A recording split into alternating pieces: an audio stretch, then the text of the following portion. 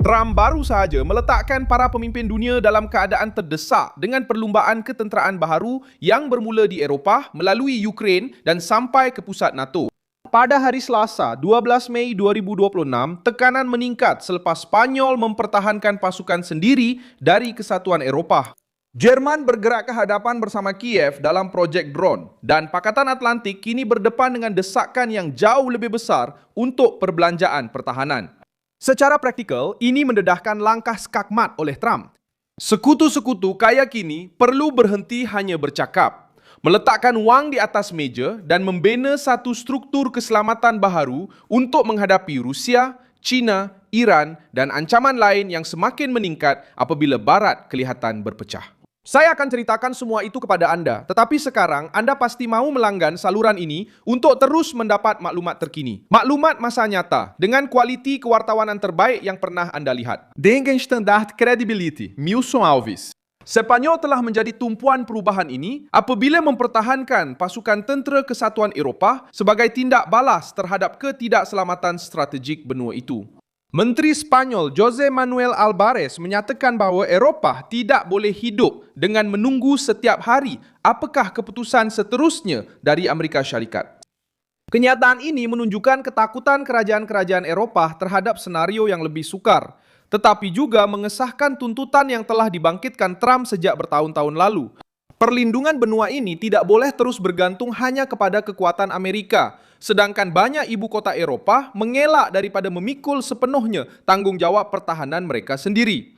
Cadangan Spanyol mengubah kebimbangan itu menjadi agenda rasmi dan mendorong kesatuan Eropah ke arah perbincangan yang sebelum ini kelihatan jauh.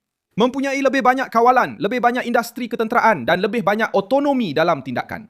Suruhanjaya Eropah sudah pun bekerja dengan Riam Europe, juga dikenali sebagai Readiness 2031, pelan untuk menggerakkan sehingga 800 bilion euro dalam bidang pertahanan.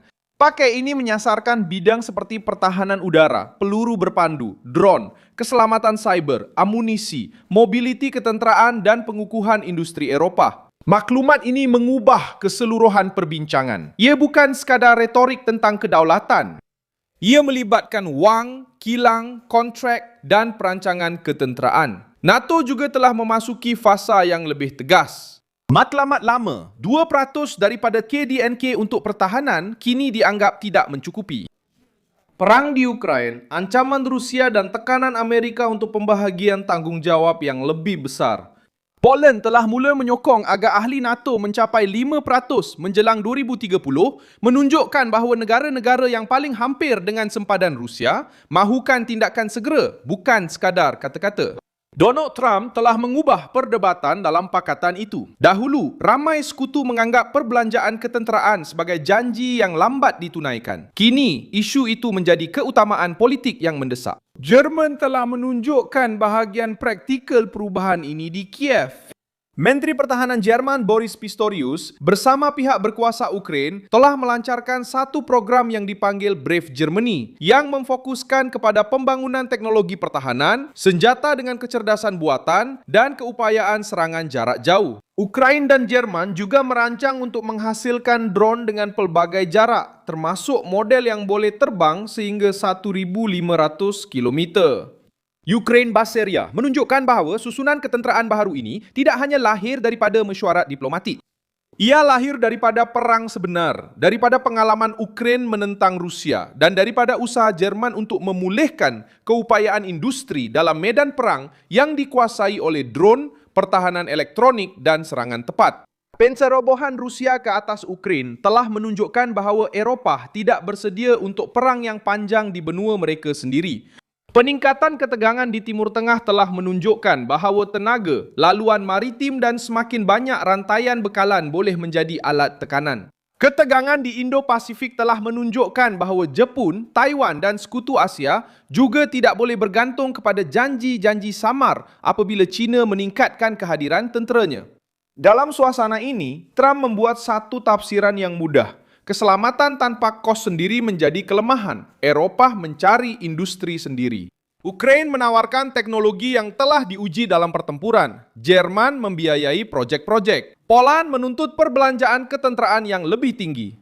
United Kingdom cuba untuk mendekatkan semula hubungan strategik dengan Eropah. Jepun meningkatkan tahap berjaga-jaga terhadap China. Israel mengekalkan pendirian tegas di Timur Tengah. Amerika Syarikat di bawah Trump menjelaskan bahawa kepimpinan tidak bermaksud menanggung keselamatan semua orang secara bersendirian. Itulah sebabnya pertahanan tidak lagi menjadi isu yang hanya dibincangkan oleh general, tetapi kini turut menjadi perhatian kerajaan, syarikat dan keluarga. Itulah sebabnya kerajaan dan keluarga. Itulah sebabnya pertahanan melibatkan keluarga dan keluarga. Trump memahami perkara ini dan menjadikan tuntutan tersebut sebagai senjata politik. Sejarah membantu menjelaskan mengapa perubahan ini sangat mengganggu.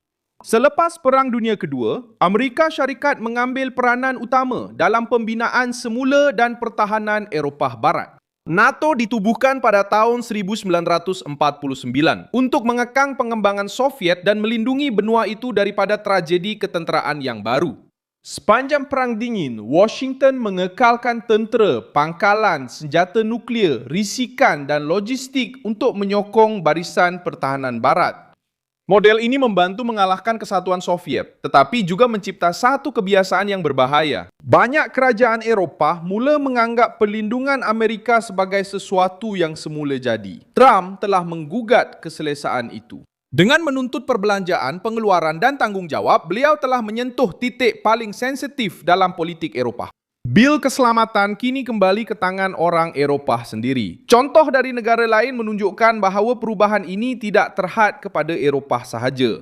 Poland ingin mempercepatkan perbelanjaan ketenteraan kerana ia berada dekat dengan ancaman Rusia dan tahu bahawa kelewatan boleh menyebabkan kehilangan wilayah. Jepun memerhati tekanan China di laut dan udara sambil memperluaskan pendirian pertahanannya terhadap Beijing. Ukraine telah menjadi makmal peperangan moden, menunjukkan bahawa drone murah boleh memberi impak besar terhadap struktur ketenteraan yang mahal. Arab Saudi memahami bahawa tenaga, air dan infrastruktur strategik boleh menjadi sasaran dalam sebarang peningkatan ketegangan serantau. Setiap kes mempunyai realitinya sendiri, tetapi semuanya memberi mesej yang sama. Dunia telah memasuki fasa di mana sekutu perlu membuktikan kekuatan. Dunia telah memasuki fasa di mana sekutu perlu membuktikan kekuatan. Dunia telah memasuki fasa di mana sekutu perlu membuktikan kekuatan. China memerhati penyusunan semula ini dengan penuh perhatian. Beijing menilai risiko untuk mencerobot Taiwan atau memberi tekanan kepada Jepun dengan melihat bukan sahaja kepada Washington, tetapi juga kepada kesediaan sekutu-sekutu. Jika Eropah memperkuatkan persenjataannya, jika Jepun memperkukuhkan pertahanannya, jika Ukraine berkongsi pengalaman ketenteraannya, jika NATO meningkatkan perbelanjaan dan jika United Kingdom semakin rapat dengan keselamatan Eropah, maka pengiraan pihak lawan akan berubah. Apa yang berlaku dengan Eropah tepat seperti itu. Mewujudkan satu persekitaran di mana Rusia, China dan Iran akan berdepan dengan satu blok yang lebih mahal untuk dilawan. Eropah boleh memanggilnya sebagai autonomi. Spanyol boleh memanggilnya sebagai kedaulatan. Jerman boleh memanggilnya sebagai kerjasama teknologi. NATO boleh memanggilnya sebagai matlamat pertahanan baharu. Tetapi kesannya tetap sama. Lebih ramai sekutu mengambil beban ketenteraan yang sebelum ini ditanggung secara tidak seimbang oleh Amerika Syarikat. Ayatnya mudah dan merangkum keseluruhan situasi. Ramai pemimpin mengkritik Trump di depan umum, tetapi mereka menyesuaikan bajet mereka mengikut laluan yang telah dibuka olehnya. Sekarang, langkah seterusnya akan menjadi penentu. Kesatuan Eropah perlu menukar rancangan bernilai berbilion kepada pengeluaran yang nyata. Jerman perlu menunjukkan hasil dalam projek bersama Ukraine.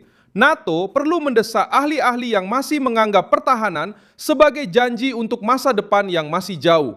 United Kingdom perlu mengimbangi kerjasama dengan Washington dan juga kerjasama dengan benua Eropah. Dan Trump akan terus menggunakan setiap pengumuman perbelanjaan, setiap kilang tentera dan setiap perjanjian baru sebagai bukti bahawa tekanannya telah mengubah tingkah laku sekutu-sekutunya. NATO, Ukraine. NATO perlu menunjukkan Ukraine.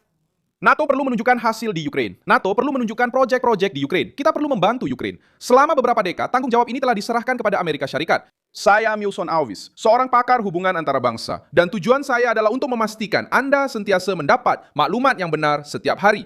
Pautan berita ada di dalam deskripsi video. Sila tekan butang suka pada video ini. Langgan saluran ini. Dan pada akhirnya, lihatlah ruangan komen supaya Anda dapat lebih terlibat dengan komuniti Milson Alves.